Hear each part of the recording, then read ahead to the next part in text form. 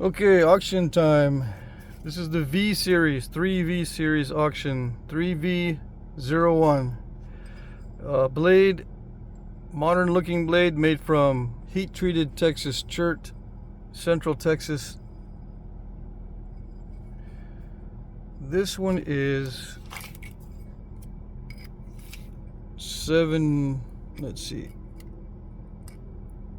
almost 7 1/4. 7 3/16. 2 1/4 inches wide.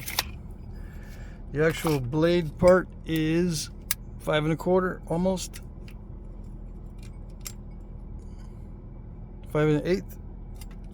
The millimeters are on the bottom, inches on top. Okay. So yeah, this kind of chert is a little bit crackly, so I had some issues with some step fractures and stuff right there. It's kind of steppy, but overall it was, easy to nap. Yeah, there's a little crackly spot right there, but no issues as far as concrete or anything like that, so it was nice. Yep. And so I tried to carefully pick at the edge to sharpen it. I'm taking a long time now to pressure flake. I'm taking a lot of extra time to pressure flake these edges carefully so they're nice and sharp. Okay.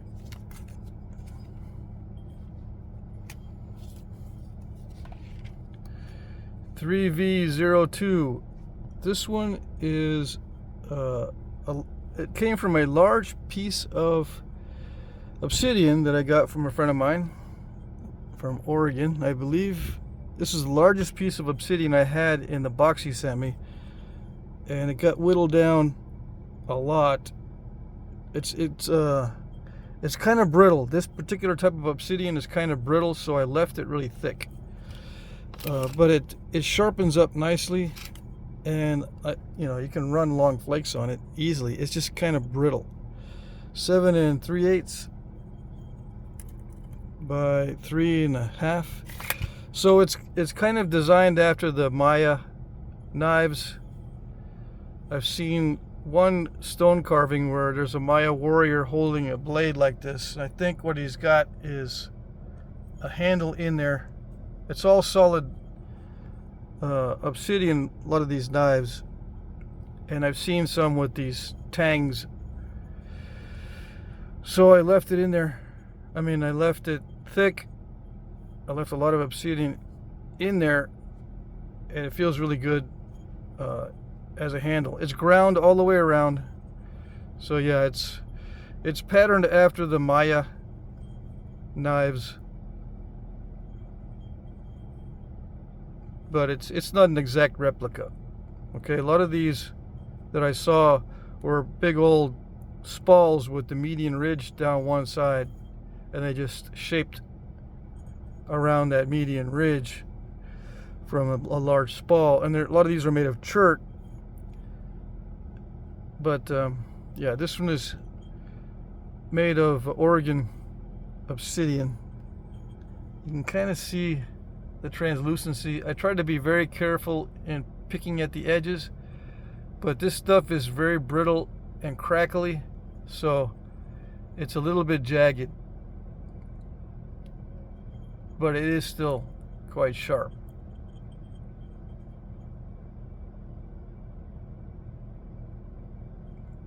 But yeah, you can pick this stuff to death, and it gets really, really narrow, and it never really sharpens up exactly the way you want because it's so brittle.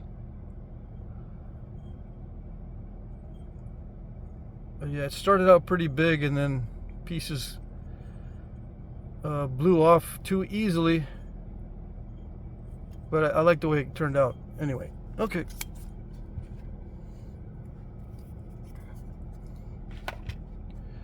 (3V03). I made this off camera. I think I made the first 3 pieces off camera. These are all off camera, the first 3. This I made yesterday from just a flake of Georgia jasper. It's an art point. There's no particular style to this, although it looks kind of like a Gunther point. But it's too large for a Gunther point. Yeah, Gunther points are tiny in many cases. But anyway, I was going to try to make a bunch of smaller points for this auction, but I didn't get a chance. I made a couple, but that's it. This one is 2 inches. Yeah, my hands are small, so these are going to look bigger than they really are. 1 3/16. So it could be a hunting type point if you want, if you're allowed to have barbs where you are. Okay, let's see. Just out of curiosity, let's weigh this.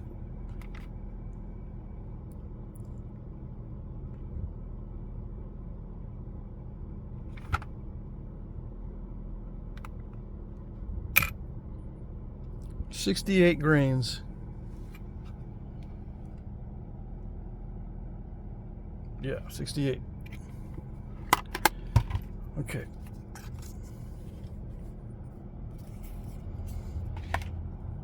$3V04.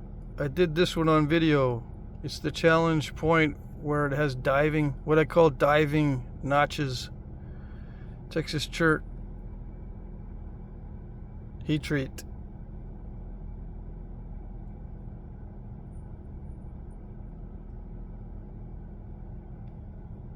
I tried to be careful on the edges on this one.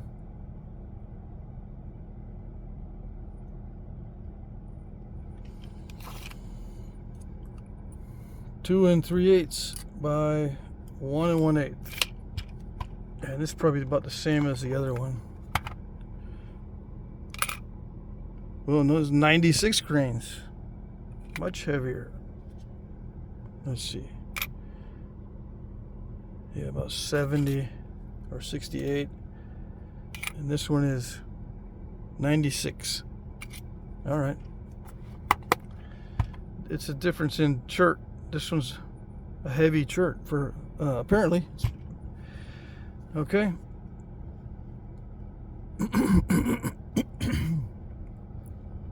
Yeah, you can see this one on video.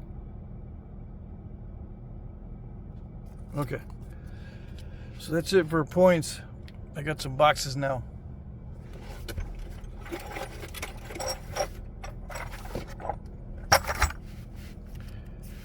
$3V05.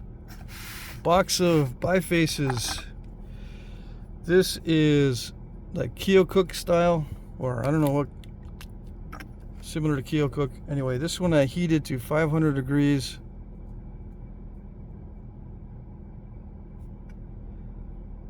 I think it might have been heat treated before I heat treated it again. So I just threw this in a batch with some other stuff. I heated to 500. It was napping okay, but it felt a little rough, so I put it back in. Alright, so this one is 375 degrees for 8 hours. Let's see the sizes on these. Let me measure these. Hold on.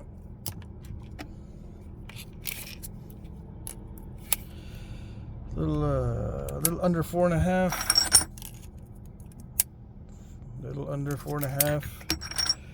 This one is Flint Ridge, 3 5/8. Georgia Butterscotch heat treat, 2 3/4. This one is a Flint Ridge, 3 3/4. I can't remember if these are heat treated. I think these are raw and not heat treated. These are Flint Ridge. Yeah. This has got bands in it. It's a banded Obsidian, although it's not translucent. 4.5. My friend bifaced this one out. Sent it to me. Let's see. This is Flint Ridge, 3 3/4. Yeah, I can't remember if these are heat treated, but I think this is a raw. There's a little spot there that has a little bit of an issue, but other than that, it naps well. Georgia chert, Georgia Butterscotch, Flint River, little over 4 3/4. This is a lower grade heat treated Burlington.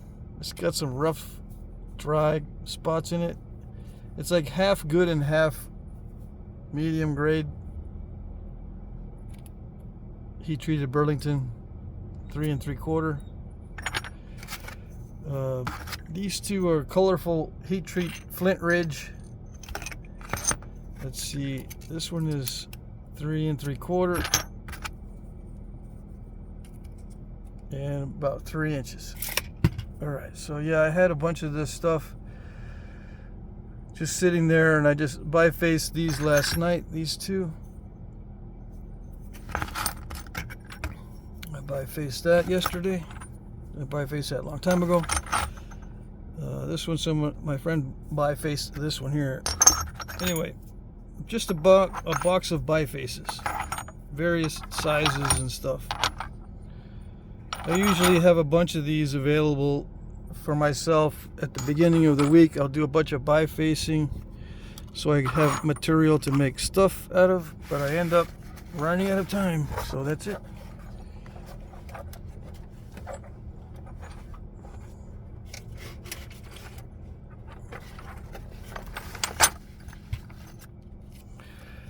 (3V06) box of broken bifaces and various flakes and stuff. This one's like a Georgetown type flint, but it has areas of tougher flint, like right there and right here. That those speckles, a little bit tougher than this material in the middle. This is sweet in the middle. It's a lot like high grade Georgetown, but I think this is Georgetown, but it has those inclusions in it. Anyway, I just threw this in here because it was an interesting piece. I had snapped it a long time ago. All right, this is a piece of rhyolite, North Carolina rhyolite, just a thin flake. You can nap around the edges just so you could see what rhyolite is like, in case you don't know. Let's see, I snapped this the other day. This and the Maya blade are the same material. Very snappy, brittle obsidian. Low to mid-grade heat-treated Burlington. Let's see, 3 3/4.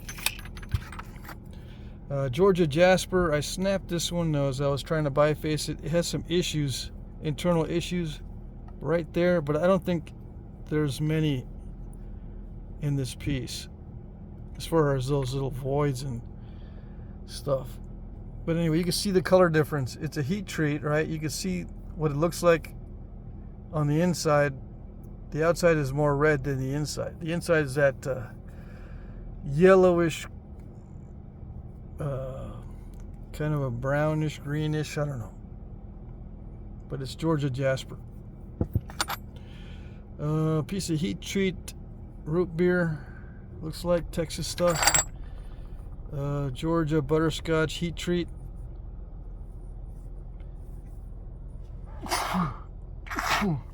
Excuse me, pollen's pretty bad. I'm parked outside of a park right now. The van's running, the AC is going. It's 100 degrees right now.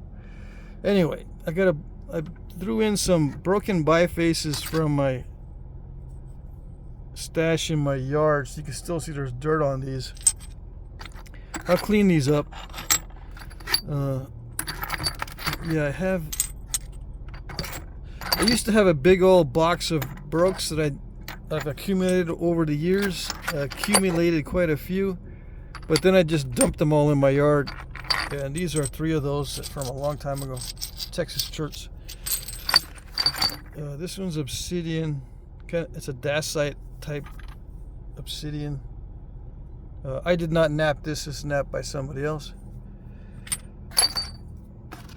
Oh yeah, this is the other part of that. Obsidian biface.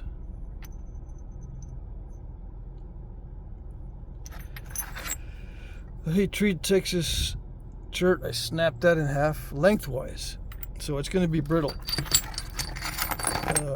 This one's a low grade Burlington heat treat. All of this Burlington heat treat is heated to 600 degrees, I think. It's pretty high. Okay. This is a slab that was given to me years ago. I think that it's been heated to 450 degrees. Yeah, so it's a heat treat. I napped some of it earlier this week, and it was very nappable, but I just never got around to napping it. It's got some swirl patterns to it. Swirly type. I don't know what that material is. Alright, just a bunch of broken. This was from my yard from a long time ago. Yeah. And I broke this earlier this week. It was just a purplish kind of chert. I don't know where it's from. It's probably from New Mexico or Arizona, or I forget where I got this batch. A friend of mine sent me a batch of really tough chert from that area, but I can't remember the area now. I think this is Rainy Buttes. Just a flake. This is a heat treated flake of Georgia Flint River swirly type chert, and I broke this biface on video. Yeah. All right.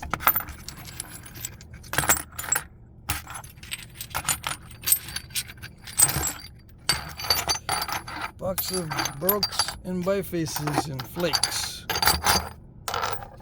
I'll get them all in there. Yeah, it's really full, but I'll send this in a package that'll be able to handle it. All right.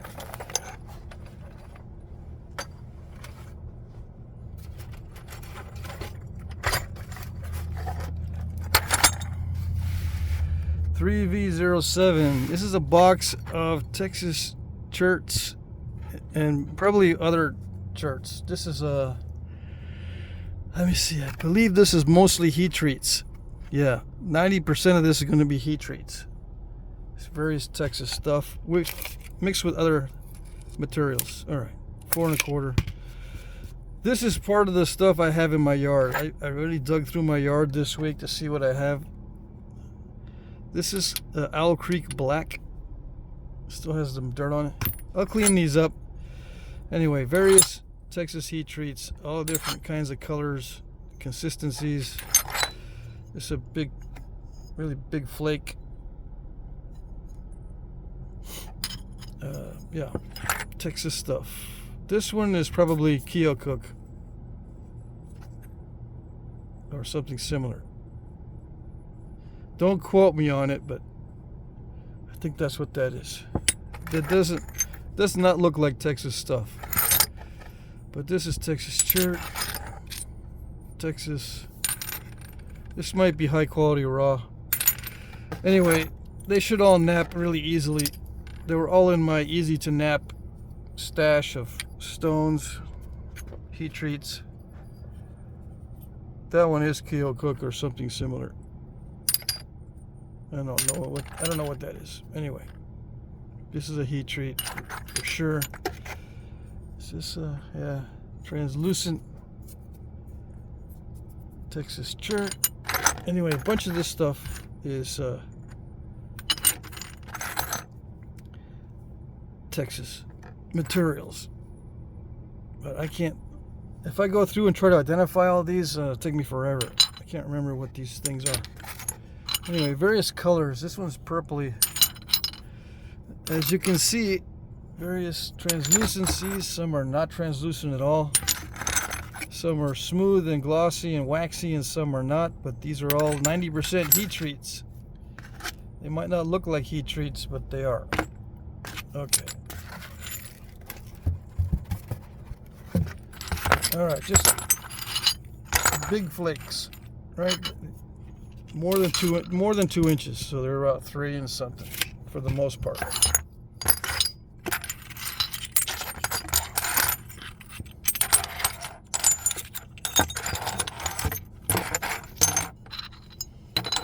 saving those for a rainy day. Who knows when I'll get around to napping them? Probably never. So there you go.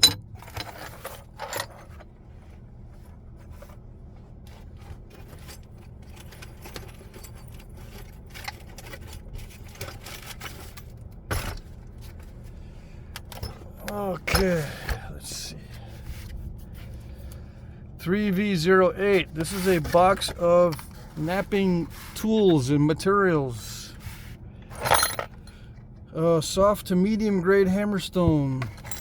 A big whitetail deer beam with some of the bone in here, I think. Well, no, it's just straight antler. Anyway, let's see. You can use it as a billet after you sand it down. 4.5 there, and the diameter ranges from 1 1/8 to 1 1/4 right there. It's pretty hefty. Yeah, I was gonna use it as a billet. I got another one of these, so I'll just let this one go. A little bag of copper nails. A friend of mine just sent me some of this plastic. It's pretty good stuff. This is some of the best high density plastic I've seen so far. So it's good for tool handles. I think you can probably drill and tap this material without a problem. I know that it cuts easily and sands down easily, so hopefully it'll drill and tap easily if you wanted to do that adjustable tip insert thing. Let's see, I got a bunch of spare little rods and pieces of various things. Alright, so these are aluminum, various diameters. This was a 1/4 inch. This one is 3/8. This one's 1/2 inch. These are aluminum. 6061 aluminum. This one I think is a 20 penny nail. And these are copper rods. This one is a 1/4 inch. This one's 5/16. These are just tool tips. These are for tool tips. 2 Ishi sticks I made for myself, but I don't use these. These are heavier duty. One is a spatula tool, one is a pointed tool, and yeah, these have 1/4 inch steel rods. They're not nails. It's a steel rod in there. 1/4 inch, yeah, 1/4 inch. So this is a 20 penny nail. These are steel rods. You can see the difference in size. 20 penny nail is, I don't know how many. It's 3/16. Yeah. So these are a full 1/4 inch. Red oak, wrapped with black thread and glued down so they won't crack. I did use these, but I don't use these very often, so I'm going to let them go. A couple of abrader pieces. This is a grinding wheel from Harbor Freight. It just broke into 4 pieces, and I'll let this one go. And a very coarse abrader, just a little chunk. And a pad, components for a pad. Yeah, you can either glue this on there and make a straight pad, or you can sand this into a dome and then glue this on. So either way, I'm just letting it go like this. All right. So there you go. I'll get all of this in that box for sure.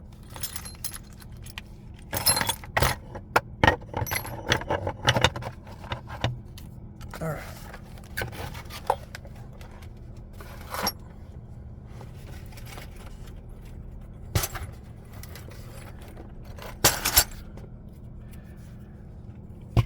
(3V09). This is a box of flakes. Let's see, hold on. Yeah, this is a box of Georgia Swirl heat treat flakes. Heat treating ranging from 375 to 400 degrees on all of these.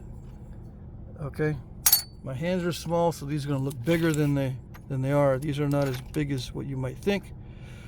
2 3/4, 3 1/4, 2 3/8. So it gives you an idea. Various sizes and thicknesses. All right, various sizes and various thicknesses. But it's all Georgia, chert, Flint River heat treats that you can mess around with. Some are going to be challenging, some are going to be pretty easy to nap.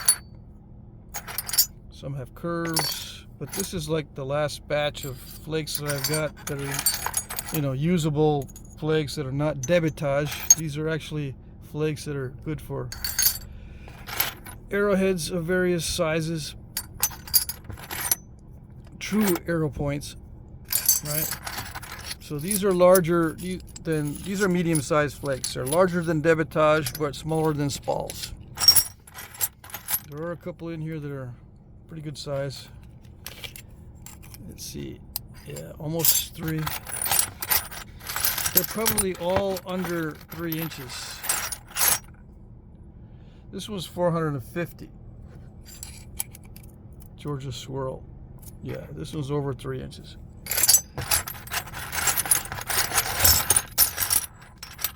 This is a pretty good size one.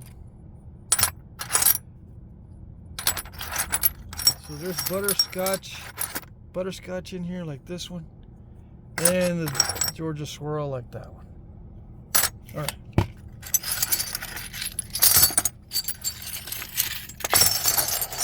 Very full box.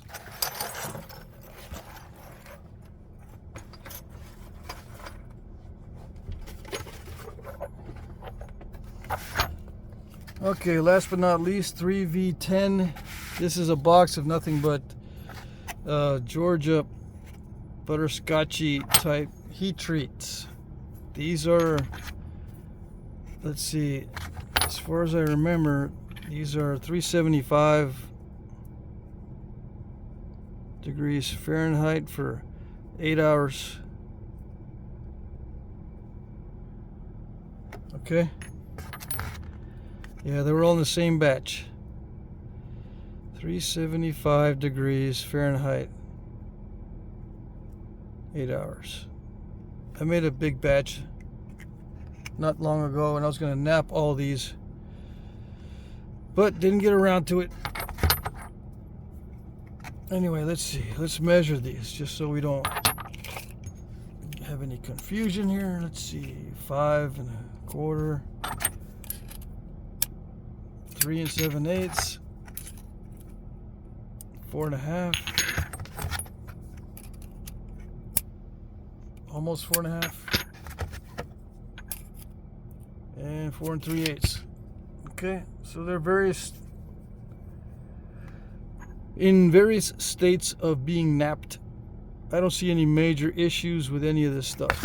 This is the kind of stuff I save for myself to nap for later.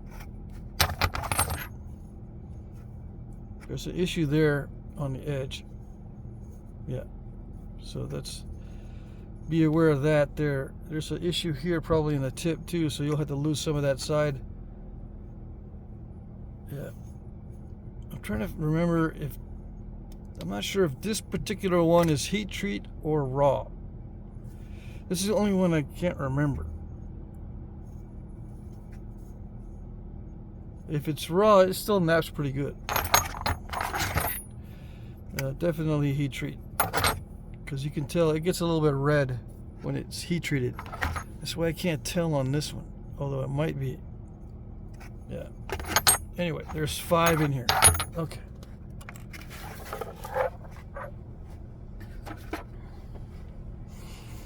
Okay, rules. Bid in the comment section under one of my pre-populated comments. This means that you will be replying to one or more of my comments. My pre-populated comments will contain the item number, a timestamp where the item appears in the video, and a short description. I will like your comment if I see it. Sometimes comments are not always visible. It may take me a while to like your comment, but as the time approaches the end of the auction, I will check more frequently. Try not to bid at the last minute. I'm using YouTube's time tracker and it's not always accurate. It can be up to 2 minutes off. Please be aware of this. Shipping is free in the US. International shipping is discounted but not free. I will add the following amounts. Ship from the post office only. First class package, there's differences between Canada and other countries. Canada plus 10, others plus 20, and so on and so forth. International rates often change. I might need to charge more than this, so please be aware of it. We'll just work this out through emails.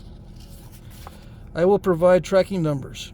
I accept PayPal, Venmo, Cash App, check or money orders. I can also email you an electronic invoice that you can pay with a card. There are other payment methods also out there, like Chase Pay and various things, but these are the only ones that I use. There's also direct deposit and direct transfer. I don't use those either. Okay, I've tried direct transfers, and it requires that I actually go to my bank in person to accept the transfer, so I can't do that one. Well, I can, I just don't want to do that because it takes a lot of time.